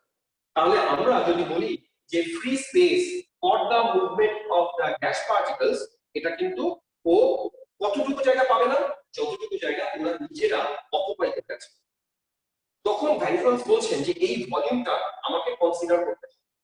আমরা পিভি ইকুয়ালস টু এনার্জি ইকুয়েশনে এই যে ভি বসিয়েছি, এই ভিটা কিন্তু পুরো এই ভি পরিমাণ আয়তন গ্যাস মলিকিউলস গুলো কখনো অকুপাই করে না, করে তার চেয়ে কম। কতটা কম? যতটা এই গ্যাস পার্টিকলস গুলো আয়তন। কথাটা বোঝা গেল? তাহলে আমাদের এখন টার্গেট কি? এই হ্যাঁ, গ্যাস স্যার। গুলো কতটা আয়তন দখল করে ওই আয়তনটা আমাকে ক্যালকুলেট করতে হবে। এই আয়তনটাকে ক্যালকুলেট করার জন্য ওরা একটা টেকনিক ইউজ করছে। টেকনিকটা কি আমি টেকনিক্যাল ডিটেইলসে বলবো না, ওটা আমরা অনার্সে পড়ি। ওরা ওই ভলিউমটাকে নাম দিয়েছে, সিম্বল দিয়েছে ছোট হাতের বি। ছোট হাতের বি দিয়ে কি বোঝাবো? যে গ্যাস পার্টিকেলস গুলো কতটা ভলিউম অকুপাই করে। বোঝা গেল? এবং ক্যালকুলেশন করে দেখা গেছে এই ভ্যালুটা একটা গ্যাসের যে ভলিউম, একটা গ্যাসের ভলিউম কি মনে করো, গ্যাস পার্টিকেলস গুলো তো স্ফেরিক্যাল সিমেট্রিক্যাল, মানে বলের মতো। তার রেডিয়াস যদি r হয়, একটা রেডিয়াস যদি r হয়, তাহলে তার ভলিউম কত হবে? 4/3 পাই আর কি। এটা তার ভলিউম। এর 4 গুণ হবে একটা গ্যাস মলিকিউলস যতটা জায়গা অকুপাই করে। এখন তোমরা বলতে পারো স্যার এই জায়গাটা এরকম কেন হলো যে একটা যে ভলিউম তার 4 গুণ কেন হয়? এটা হলো একটার জন্য। যদি 1 মোল গ্যাস হতো, এটাকে আমরা অ্যাভোগাড্রো নাম্বার দিয়ে মাল্টিপ্লাই করতাম। তার মানে 1 মোল গ্যাস কতটা ভলিউম অকুপাই করে? তার ফর্মুলাটা হচ্ছে 4 * n * 4/3 পাই। এটাকে বলা হয় এক্সক্লুডেড ভলিউম। এটাকে বলে এক্সক্লুডেড ভলিউম। এই জায়গাটা ছাত্রদের একটু হজম করতে অসুবিধা হয়। আমি একটা ছোট উদাহরণ দিচ্ছি। স্যার ওটা একটু বড় করে লিখুন তো জায়গাটা। আচ্ছা দাঁড়াও, ধরা যাক এই একটা গ্যাস মলিকিউলস, এই একটা গ্যাস মলিকিউলস, এই জায়গাটা বোঝো তাহলে ক্লিয়ার। এই একটা গ্যাস মলিকিউলস কি হয়, এই দুটো গ্যাস মলিকিউলস কি যদি আমরা ক্লোজ কন্টাক্টে আনি, গ্যাস মলিকিউলসটা কিন্তু স্ট্যাটিক না। স্ট্যাটিক মানে ও এর সাথে লেগে এখানেই বসে আছে এরকমটা কিন্তু না। যদি স্ট্যাটিক হতো তাহলে এরা দুজন একটা মোমেন্টে কতটা জায়গা অকুপাই করতো? এইটুকু জায়গা অকুপাই। তখন আমি কি করতাম? এর ভলিউম লিখতাম 4/3 পাই আর কি, এর ভলিউম লিখতাম 4/3 পাই আর কি। তাহলে এরা দুজন মিলে কতটা জায়গা অকুপাই করে আছে? a প্লাস এই জায়গা অকুপাই করে আছে। কিন্তু যেহেতু এরা স্ট্যাটিক না, এরা সবসময় এরকম মুভ করে, তখন সায়েন্টিস্টরা দেখেছে যে আমি যদি এই রকমের একটা মানে এইটাকে রেডিয়াস ধরে নিয়ে এই রকমের একটা সার্কেলকে কল্পনা করতে পারি, মানে ও যত কন্টিনিউয়াস মুভ করবে, ওর মুভমেন্টের জন্য এই যে একটা ডটে ইমাজিনারি সার্কেল ড্র করেছে, এই সার্কেলটার যে টোটাল ভলিউম, এই ভলিউমটা হচ্ছে এদের জন্য এক্সক্লুডেড ভলিউম। কেন? এটা এরকম কন্টিনিউয়াসলি মুভ করছে। মুভ করার জন্য ওরা যে রিজিয়নটা অকুপাই করেছে এই রিজিয়নের মধ্যে অন্য কোনো মলিকিউলস ওই মুহূর্তে আসতে পারে না। তার জন্য এই ডটেড এরিয়াটাকে বলছে এক্সক্লুডেড পয়েন্ট।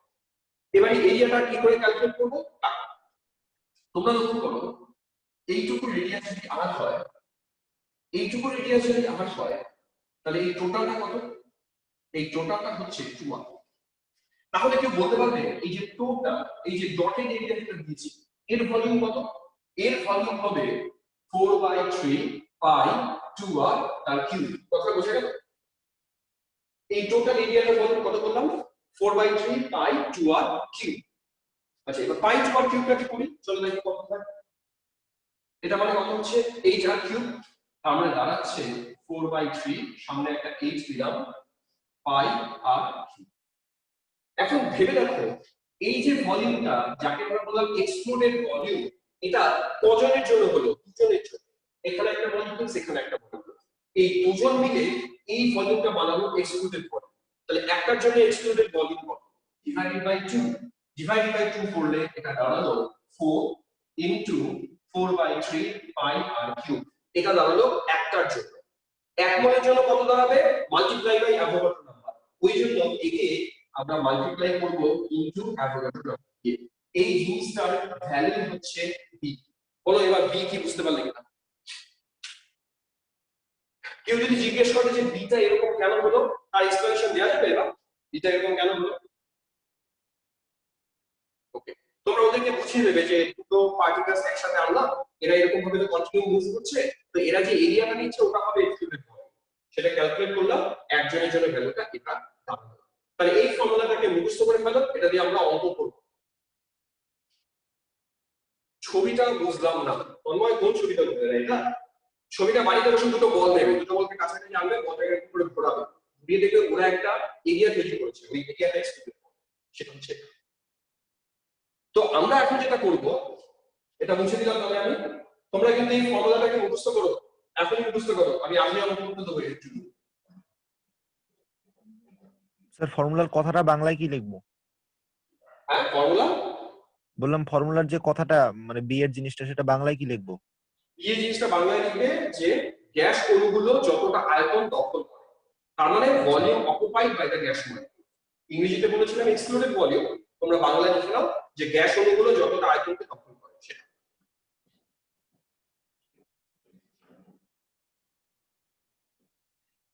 তার মানে আমরা আইডিয়াল গ্যাস ইকুয়েশনে PV = nRT যে ইকুয়েশনটা ছিল, সেখানে বি আর ব্যবহার করা যাবে না।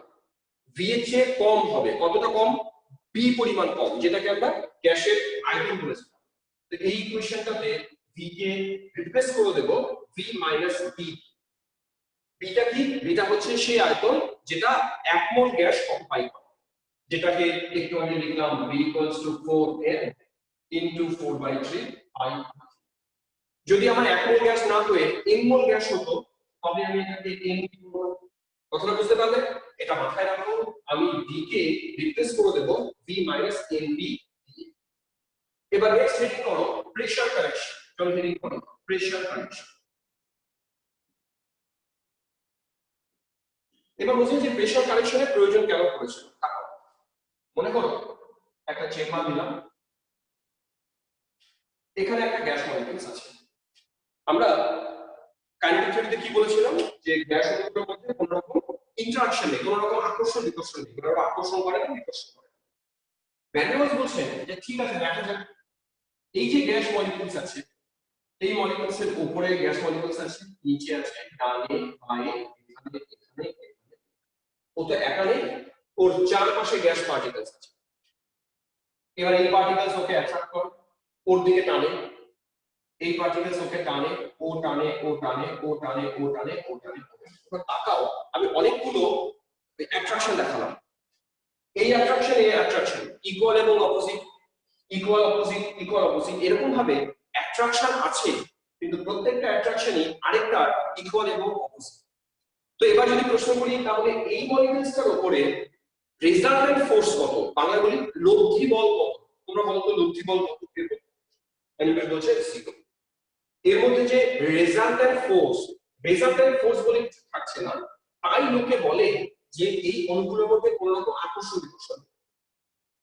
তাহলে দুজনেই ট্রু, আকর্ষণ বিকর্ষণ আছে, আবার তার লব্ধি শূন্য, রেজাল্টেন্ট শূন্য, ওই জন্য আমরা বলতে পারি আকর্ষণ বিকর্ষণ নেই। কিন্তু এটা কিন্তু যে গ্যাস পার্টিকেলসটা বাল্কে আছে তার জন্য, এটা বাল্কে আছে, বাল্কে মানে কি মাঝখানে আছে। কিন্তু যে পার্টিকেলটা দেয়ালের দিকে আছে, মনে করে এই গ্যাস মলিকিউলসটা দেয়ালে ধাক্কা মারতে যাচ্ছে, দেয়ালের মধ্যে লেগে গেছে, তার ক্ষেত্রে কি হয়? তার ক্ষেত্রে এই হচ্ছে তোমার গ্যাস মলিকিউলস অ্যাট্রাক্ট করছে, অ্যাট্রাক্ট করছে, অ্যাট্রাক্ট করছে, অ্যাট্রাক্ট করছে, অ্যাট্রাক্ট করছে। লক্ষ্য করো এই যে পার্টিকেলসটা ওকে ভেতরের দিকে অ্যাট্রাক্ট করছে, ওর ডান দিকে তো আর কেউ নেই, ডান দিকে কোনো গ্যাস মলিকিউলস নেই। তাহলে এই গ্যাস মলিকিউলসটা, এই গ্যাস মলিকিউলটা সবসময় ভেতরের দিকে একটা ফোর্স ফিল করে। ওর কিন্তু রেজাল্টেন্ট ফোর্স জিরো নয়। কথাটা বোঝাতে পারলাম যে ওর রেজাল্টেন্ট ফোর্স কেন জিরো নয়? কারণ ও ভেতরের দিকে একটা অ্যাট্রাকশন ফিল করছে। ওই জন্য কি হয়, এ যে স্পিডে দেয়ালে ধাক্কা মারার কথা তার থেকে কম স্পিডে ও দেয়ালে ধাক্কা মারে। আর প্রেসার কেন ক্রিয়েট হয়? এরা যখন বিভিন্ন ফোর্সে দেয়ালে গিয়ে ধাক্কা মারে তার জন্য প্রেসার ক্রিয়েট হয়। অর্থাৎ ভ্যান ডার ওয়ালস যখন বললেন আমরা যে প্রেসারটা পি ব্যবহার করি, এই পিটাও কিন্তু কারেকশন করতে হবে। কেন? চাপ আমরা যেটা পাই তার চেয়ে সেই চাপ কিন্তু অ্যাকচুয়ালিও প্রডিউস করবে না, তার চেয়ে কম প্রডিউস করবে। কথা বুঝতে পারলে? এই জায়গাটা দেখো তো, যে চাপেরও কেন কারেকশন প্রয়োজন পড়লো? না বুঝলে বললাম আরেকবার বলবো, চল বুঝতে পারছি। তার মানে আমরা এই যে প্রেসারকে এখন কারেকশন করব, সেই কারেক্টেড প্রেসারটাকে রিপ্রেজেন্ট করব অ্যাজ পিএ। কথা বুঝে নাও। হ্যাঁ, আমি কি করলাম, আমি যে বললাম প্রেসারকে এখন কারেকশন করতে হবে, সেই কারেক্টেড প্রেসারটাকে বলছি পিএ। এখন দেখো কি হয়েছে, আমার অ্যাকচুয়াল প্রেসারটাকে যদি আমি এবার পি প্রাইম বলি, সেই পি প্রাইমটা কিন্তু কম হবে, পি এর থেকে কম হবে। কতটা পরিমাণ কম হবে? পি এর পরিমাণ কম হবে। এই পি এটা হচ্ছে আমার কারেক্টেড প্রেসার। হলো? এই জায়গাটা বোঝার চেষ্টা করো, এই জায়গাটা একটু গন্ডগোল হয়ে যায় সবার। কি বলছি? পি প্রাইম মানে নতুন প্রেসার, পি যেটা আমরা অ্যাকচুয়াল ধরেছিলাম তার চেয়ে কম হবে। কতটা কম হবে? পি এর পরিমাণ কম হবে। তাহলে আমি এই ইকুয়েশনে যখন পি কে রিপ্লেস করব, কি করব? P prime plus P A. এবার পি এটা কত সেটা একটা ডেরিভেশন আছে, সেটা ডেরিভেশনে আমরা যাব না, আমরা সহজে দেখাবো এরকম। কি দেখেছে গণনা করে ওরা? এই যে কালেক্টেড প্রেসার, এটা প্রপোর্শনাল থাকে to the square density of the gas molecules. এটা কিন্তু ক্যালকুলেশন করে ওরা দেখেছে। এই ডেরিভেশনে আমরা যাব, কালেক্টেড প্রেসারটা ডেনসিটি স্কয়ারের সাথে প্রপোর্শনাল। আবার এখানে ডেনসিটি বলতে কি বলছে? গ্যাসের ক্ষেত্রে ডেনসিটি ডেফিনিশনটা আবার আলাদা। গ্যাসের ক্ষেত্রে ডেনসিটি কে ওরা বলেছে n বাই v। n মানে number of gas molecules, by v মানে ওই চেম্বারটার ভলিউম তার স্কয়ার। v কে রিপ্লেস করেছে n বাই v। এবার প্রপোর্শনাল কি ইকুয়াল করে দিলাম, জানো যে ইকুয়াল করে দিলে একটা কনস্ট্যান্ট আসে, ওই কনস্ট্যান্টটাকে বলেছি ছোট হাতের a। তাহলে ইকুয়েশনটা দাঁড়াচ্ছে a n square by v square. এটাই হলো আমার সেই কারেক্টেড। এই কারেক্টেড প্রেসারটাকে এই জায়গায় পুট করব, পুট করে এটাকে আমি ইকুয়েশনে রিপ্লেস করব। তাহলে আমার ইকুয়েশনটাকে রিপ্লেসের কি দাঁড়াবে? লক্ষ্য করো, p কে রিপ্লেস করছি p প্লাস pa দিয়ে, p prime plus pa, p এর জায়গায় বসাচ্ছি এটা। তাহলে চলো ইকুয়েশনটা মডিফাই করব, আমি এখানে লিখে দেখা যাবে। তাহলে ফাইনাল ইকুয়েশনটা আছে p prime plus a n square by v square bracket close করো into v minus nb equals to nRT। এই ইকুয়েশনটাকে বলে ভ্যান ডার ওয়ালস ইকুয়েশন। তোমরা যদি এই ডেরিভেশন গুলো কি করে এলো বুঝতে না পারো, তাতে কোনো ক্ষতি হবে না, ফাইনালি ইকুয়েশনটা মুখস্থ করতে হবে। চলো এটা লিখে ডাউন বলো, তারপর আমি যাচ্ছি। সবকিছু মুছে ফেলো, মুছে এইটাকে জাস্ট লেখো, এটা বক্স করে ফেলো।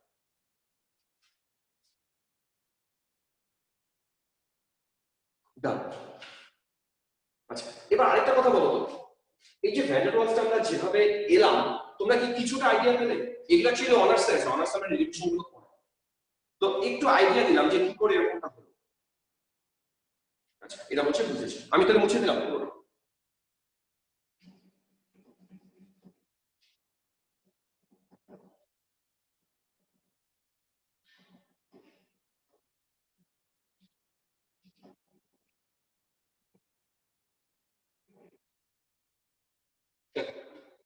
তাহলে ফাইনাল ইকুয়েশনটা কি পেলাম আমরা? Van der Waals equation p prime a n square by b square.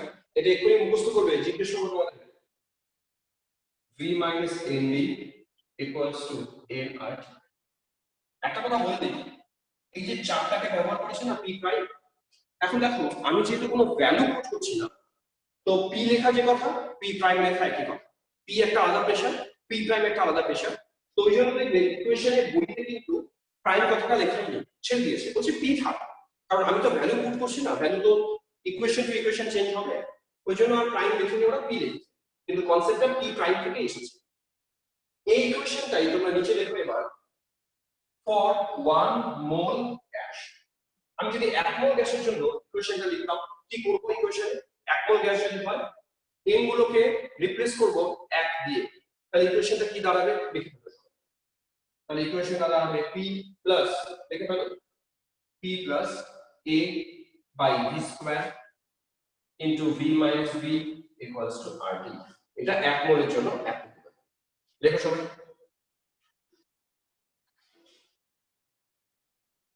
হচ্ছে সবাই লেখা? এবার দেখো, এই ইকুয়েশনটাতে সমস্ত টার্ম তোমাদের চেনা, PV চেনো, দুটো নতুন টার্ম আছে, তার মধ্যে একটা হচ্ছে ছোট হাতের b আর একটা ছোট হাতের a। ছোট হাতের b সম্পর্কে আমরা ডিটেইলস বলে দিয়েছিলাম। এই একজন মাইক্রোফোন অন করো, অন করে বলো তো ছোট হাতের b কি জিনিস?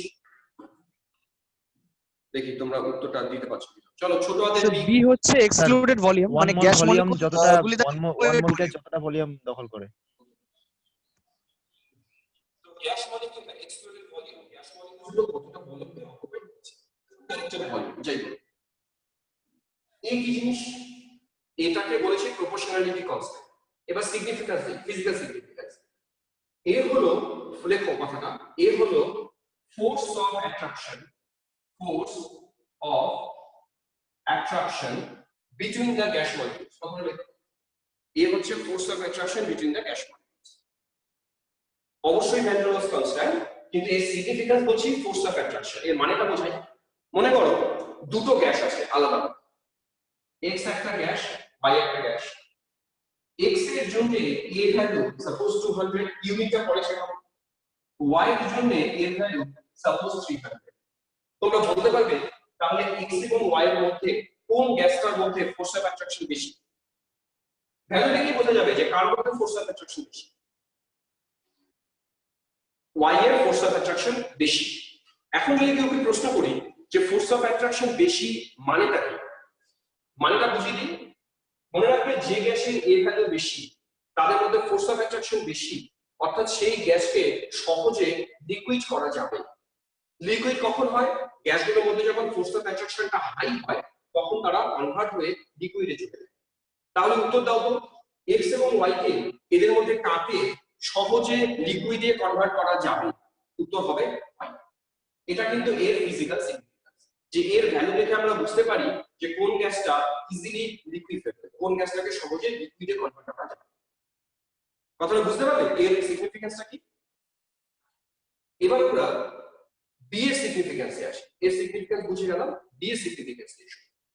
মনে করো বি কোন একটা গ্যাসের ক্ষেত্রে অনেক বেশি। আমি দুটো एग्जांपल দিচ্ছি। মনে করো এই একটা পাত্র আছে আমার, এই পাত্রে আমার বড় বড় গ্যাস মলিকিউল আছে, এত বড় বড় গ্যাস মলিকিউল আছে। ঠিক আরেকটা পাত্র আছে যে পাত্রে এই হচ্ছে আমার গ্যাস মলিকিউল আছে। পাত্র দুটোর ভলিউম যদি সেম হয়, মানে পাত্র দুটোর আকার যদি সেম হয়, তোমরা বলো তো কোন চেম্বার, ধরে নিলাম এই চেম্বার এক্স চেম্বার, এই চেম্বারে ফাঁকা স্থান বেশি, ভয়েড বেশি আছে কোন চেম্বারে? চলো উত্তর করো, কোন চেম্বারে ফাঁকা জায়গা বেশি আছে? ওয়াই তে। ওয়াই এ দেখো মলিকিউলস গুলো ছোট ছোট, তাহলে ফাঁকা জায়গা বেশি। এখানে মলিকিউলস গুলো আকারে বড় বড়, ফাঁকা জায়গা কম। এখন লিকুইডকে গ্যাস করতে গেলে, গ্যাসকে লিকুইড করতে গেলে চাপ দিতে হয়, চাপ দিলে ওদের কম্প্রেস হয়।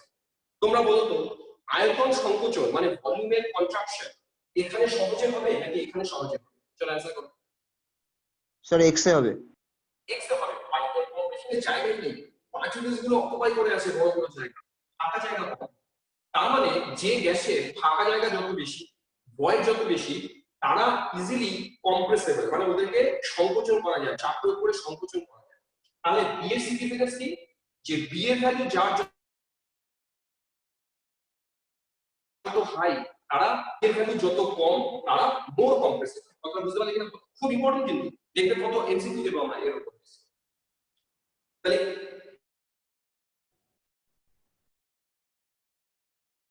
বি এর সিগনিফিকেন্সটা বলো, মানে আমি বলছি রিপিট করতে। আচ্ছা রিপিট আমি করবো, আগে তোমরা আমাকে বলো কেউ বলতে পারে বি এর সিগনিফিকেন্স। মাঝখানে নেটওয়ার্কের একটু প্রবলেম হয়েছে, শুনতে পারিনি স্যার, ওই জন্য। শুনতে পারলাম না স্যার, আটকে যাচ্ছে। হ্যাঁ স্যার, আটকে যাচ্ছে। কেউ না কেউ তো বলবে নিশ্চয়ই। আদিত্য বলছি রিপিট। আচ্ছা আমি রিপিট করবো, কিন্তু তোমরা আমাকে একজন বলো যে সিগনিফিকেন্স কি। বি এর ভ্যালু যার যত বেশি হবে ও ইজিলি কম্প্রেসিবল, মানে লিকুইফাই করা যাবে। Hello sir. হ্যাঁ বলো। না ঠিক আছে, আটকে গেছিল মাঝখানে, এখন আবার গেল।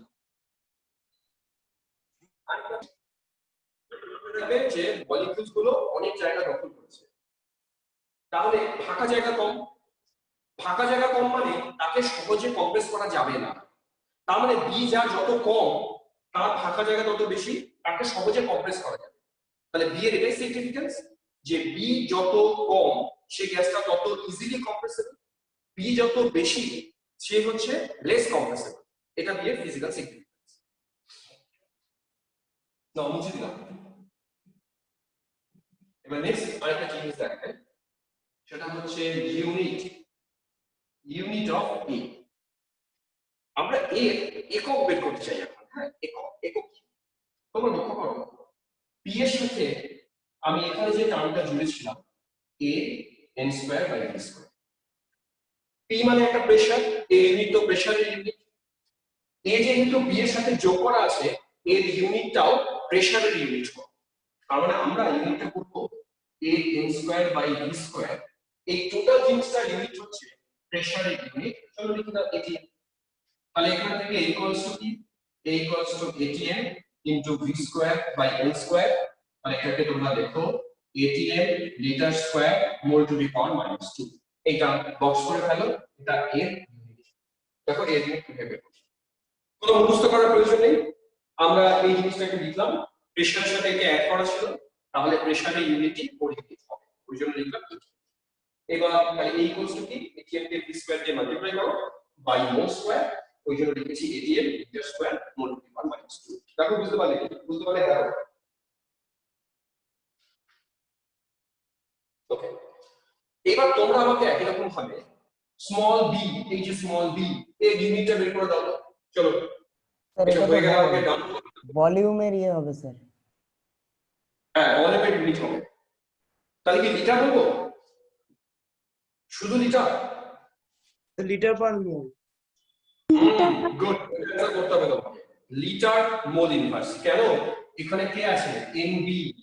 তার মানে এনবি হচ্ছে এর ইউনিট হবে তোমার লিটার। তাহলে এখান থেকে b equals to litre mole inverse, এটা হবে তোমার বি এর। তাহলে আমরা ভ্যান ডের ওয়ালস ইকুয়েশন থেকে এ কি, বি কি, কার সিগনিফিকেন্স কি, সমস্ত কিছু ডিসকাস করব। এবার লাস্ট চলে আসছি। এবার আমরা এই ভ্যান ডের ওয়ালস থেকে অ্যামাগাস কার্ভের এক্সপ্যানশন চলো দেখব।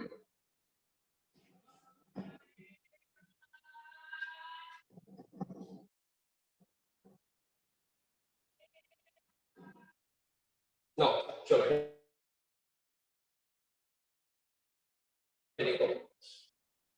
p plus a by b square into v minus b equals to rt।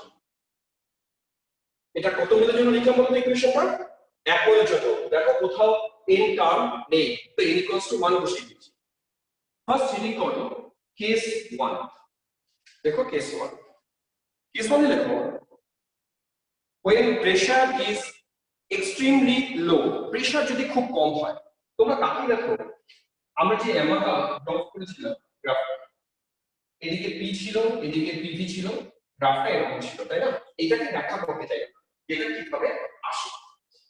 তো এই যে জোনগুলো, এই জোনগুলোতে প্রেসার কম না প্রেসার বেশি? এই জোনগুলোতে, চলো রিপ্লাই করো, এই জোনগুলোতে প্রেসার কম না বেশি? কম। ওই জন্য আমরা কেস 1 দেখলাম, when P is very low, চাপ যখন খুব কম থাকে। দেখো P যদি খুব লো থাকে, বলতো V হাই না লো? P যখন খুব কম, V তখন খুব হাই না V তখন লো? হাই। তাহলে এটুকু সবাই বুঝতে পারলে যে P যখন খুব লো, V তখন খুব হাই। V হাই ইকুয়েশন এসো, এর ভ্যালুটা যখন এক্সট্রিমলি হাই হয়ে যাবে তখন ওর রেসপেক্টে B কে আমরা নেগলেক্ট করতে পারি। আজ তো বলছে ভিডিওটা আটকে যাচ্ছে, ওই নেটওয়ার্ক, যখন ভিডিও ক্লাস হয় তখন নেটওয়ার্ক তো হাই না থাকলে মুশকিল। আচ্ছা আমি কি কন্টিনিউ করবো? তোমরা কি মোটামুটি বুঝতে পারছো? যদি কোনো কিছু ডাউট থাকে আমি ভিডিও দিয়ে দেবো ইউটিউবে, তখন আইবার দেখি। আমি কন্টিনিউ কি বলতে চাইলাম, V যদি এক্সট্রিম হাই হয় তখন V মাইনাস B, এই B কে আমরা ওর রেসপেক্টে নেগলেক্ট করব। ইকুয়েশনটা কি দাঁড়াচ্ছে তখন দেখো, ইকুয়েশনটা দাঁড়াচ্ছে কি P plus A by B square into V equals to RT।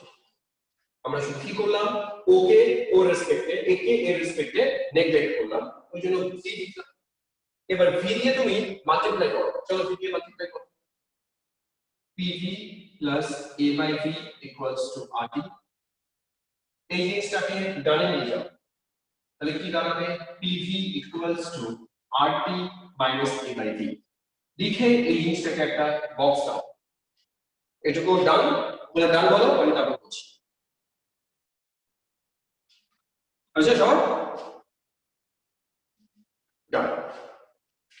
এবার দেখো, এবার মনে করো আমি ধীরে ধীরে এদিক থেকে এদিকে যাচ্ছি, এদিক থেকে এদিকে গেলে চাপ কি হচ্ছে, চাপ বাড়ছে। লেফট থেকে যখন রাইটে যায় চাপ বাড়ে। এবার ভাবো চাপ বাড়লে ভলিউম কমে, এই জায়গা থেকে তাকাও, ভলিউম যদি কমে তাহলে ওভারঅল A বাই V এর মান কমবে না বাড়বে? খুব কমপ্লিকেটেড কিন্তু এই জায়গাটা। আমি আরেকবার বলি, এদিক থেকে এদিকে যাচ্ছি, চাপ বাড়ছে, চাপ বাড়লে ভলিউম কমবে, ভলিউম যদি কমে A বাই V এর মানটা বাড়বে, তাহলে A বাই V এর মানটা, এই মানটা এই RT থেকে মাইনাস করা আছে, তাহলে ওভারঅল ডান দিকের ভ্যালুটা বাড়বে না কমবে? আমি কিন্তু ওভারঅল ডান দিকের ভ্যালুটা বলছি, বাড়বে না কমবে? কমবে।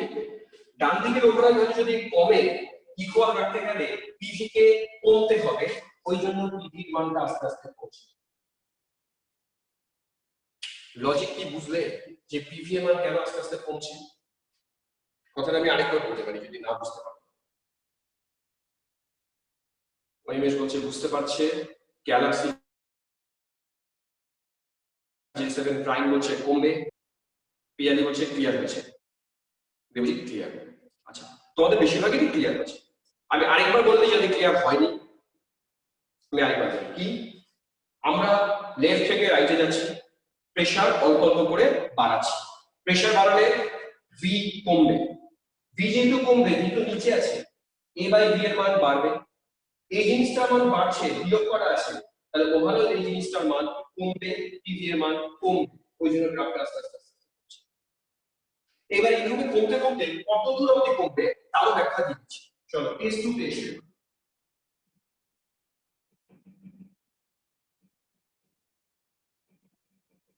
কেস 2 তে দেখো, যখন P হাই হয়ে যায়, P যখন হাই হয়, এটা তাকাও, P যখন হাই হয় তখন V হয় লো। V যদি লো হয় তাহলে একে কিন্তু আর আমরা নেগলেক্ট করব না, V এর মান বেড়ে। P যদি খুব হাই হয়ে যায় তাহলে এর রেসপেক্টে একে আমরা নেগলেক্ট করতে পারি। এখানে যখন এক্সট্রিম হাই তখন ইকুয়েশন কি দাঁড়ায়, ইকুয়েশন দাঁড়ায় P into V minus V equals two 1। এটা হচ্ছে এক্সট্রিম হাই কন্ডিশনে এই ইকুয়েশন দাঁড়ায়। পি দিয়ে দাও করে, পি এই জিনিসটাকে ডানে নিয়ে যাও, PV equals to RT plus PB, এই ইকুয়েশনটাকে বক্স করো। এবার আমি যথারীতি দিয়ে এদিকে যাচ্ছি, তার মানে প্রেসার আমরা অল্প অল্প করে বাড়ছে। এবার কাটলাম এই ইকুয়েশন, প্রেসার যদি অল্প অল্প করে বাড়ে তাহলে PB এর মান বাড়ছে, প্লাস করা আছে ওভারঅল রাইট হ্যান্ড সাইড বাড়ছে, তাহলে PV কেও বাড়তে হবে। এই যে PV টা তার মানে আমরা ভ্যান ডার ওয়ালস কিন্তু সাকসেসফুলি এক্সপ্লেইন করে দিত যে প্রথমে খানিকটা পর্যন্ত পিভি কমতে থাকে, তারপরে কিন্তু আবার আস্তে আস্তে আস্তে আস্তে বাড়তে থাকে। সেই বাড়ছে কেন তার ব্যাখ্যা আমরা এই ইকুয়েশন থেকে। বলো ক্লিয়ার হলো জায়গাটা? তাহলে কমলো, কমতে কমতে একটা পয়েন্ট পর্যন্ত কমলো, তারপরে ও আবার যথারীতি বাড়তে শুরু করলো। এবার তোমরা লক্ষ্য করে দেখবে হাইড্রোজেন এবং হিলিয়ামের ক্ষেত্রে গ্রাফটা এরকম ভাবেই গেছে, ঠিক না? হাইড্রোজেন এবং হিলিয়ামের ক্ষেত্রে কিন্তু কোথাও কমেনি, এরকম ভাবে সোজাসুজি ঠিক আছে। তার এবার কারণটা ব্যাখ্যা করতে, হাইড্রোজেন এবং হিলিয়ামের ক্ষেত্রে কি হয় সেটা বলার আগে তোমরা একটা প্রশ্নের উত্তর দাও। হাইড্রোজেন এবং হিলিয়াম আমাদের অ্যাটমসফিয়ারে নেই কেন? চলো কি উত্তর দেবে? স্যার এরা হাইড্রোজেন এবং হিলিয়াম আমাদের অ্যাটমসফিয়ারে নেই কেন? শুনতে পাচ্ছি না, বলো একজন। স্যার এরা খুব হালকা। খুব লাইট গ্যাস। তাও শুনতে পারলাম না কারো কথা। Hello sir. এরা খুব হালকা স্যার, লো। পিয়ারি বলছে এরা হালকা, লো অ্যাটমিক ওয়েট, ঠিক। খুব লাইট গ্যাস। লাইট, ঠিক। তো হাইড্রোজেন হিলিয়াম এত হালকা, ফিজিক্সের কথা তোমরা এসকেপ ভেলোসিটি পড়েছিলে, তাই না? এসকেপ ভেলোসিটি, আচ্ছা ছেড়ে দাও, ভেলোসিটি এখন আমার লাগবে না। যেটা বলছিলাম, একটা রিজন তো এটা যে ওদের মধ্যে ওদের অ্যাটমিক ওয়েটটা, মলিকুলার ওয়েটটা খুব কম ওদের ক্ষেত্রে।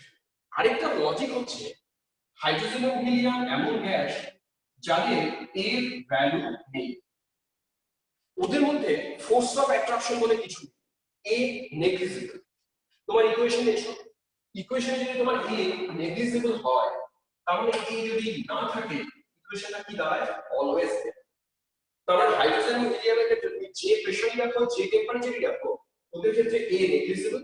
তাহলে ইকুয়েশনটা দাঁড়াচ্ছে এটা, P * T - B = RT। তারপরে তো বাকিটা বুঝিয়ে দিলাম যে P বাড়লে ওই জন্য ওদের PV সবসময় বাড়তে থাকে, তার জন্য ওদের গ্রাফটা যাবে সবসময়। তো আমরা এইভাবে এক্সপ্লেইন করতে পারি যে কেন সবসময় ইনক্রিজ করতে থাকে, হ্যাঁ, হাইড্রোজেন এবং হিলিয়ামের ক্ষেত্রে। তো এই মোটামুটি আমাদের ভ্যান ডার ওয়ালস ইকুয়েশন। সেখান থেকে আমরা অ্যামাগাস কার্ভকে আর দু চারটা পয়েন্ট একটু হাইলাইট করে দিই। আসলে শেষ হবে গেল ক্লাসটা। কটা বাজে একটু বলো তো?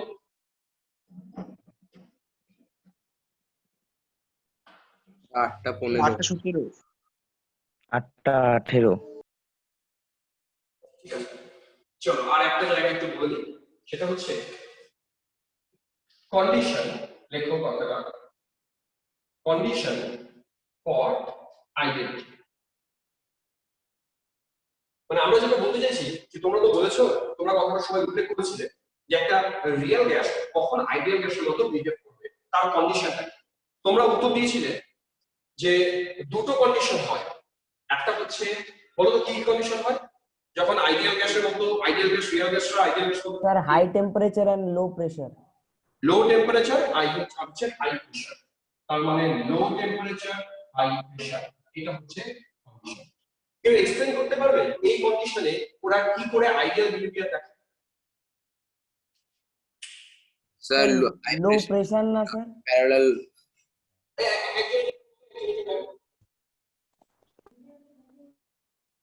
আমাদের কিন্তু ভ্যান ডার ওয়ালস ইকুয়েশন দিয়ে এক্সপ্লেইন করতে হবে, হ্যাঁ।